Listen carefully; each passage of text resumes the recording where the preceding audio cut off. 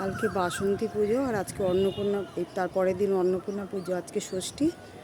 সেই উপলক্ষে ওরা বিহারিরা একটা পুজো করে, যেটা ছট পুজোরও মতনই আর কি। তাই পুজো করতে এসেছে, পুকুরের চারপাশে আছে। তবে ছট পুজোর সময় যে এত লোক হয় সেই রকম এতটা লোক হয়নি, অল্প লোক হয়েছে। দেখো সেই তিনতলার ছাদে এসে দাঁড়িয়েছি, গাছের আমগুলো দেখো,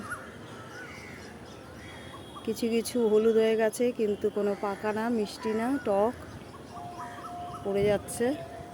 বৃষ্টি নেই, সেই কারণে গাছের আম পড়ে যাচ্ছে। অল্প কিছু আম হয়েছে, এরপরে চুরি হয়ে যাবে। অনেক দিন বাদে উঠলাম তিনতলার ছাদে।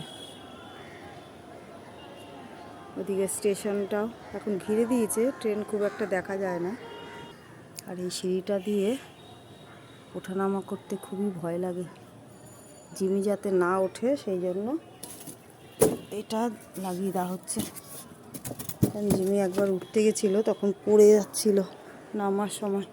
উঠে গেছিলো কিন্তু পড়ে যাওয়ার নামার সময় পড়ে যাচ্ছিল। দেখো গাছের আমগুলোকে দেখাচ্ছি সামনে থেকে।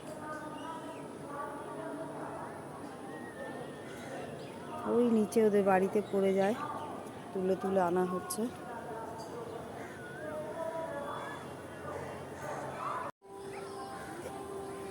এবার আমি তিনতলার ছাদে চলে এসেছি। এখান থেকে গাছের জন্য আড়ালে আড়ালে দেখা যাচ্ছিল। এতক্ষণ আমি 3.5 তলার ছাদে ছিলাম। পাখিগুলো কি সুন্দর ডাকে। এখন বাসায় যাওয়ার টাইম হয়ে গেছে, সন্ধে হয়ে গেছে, 5টা বেজে গেছে।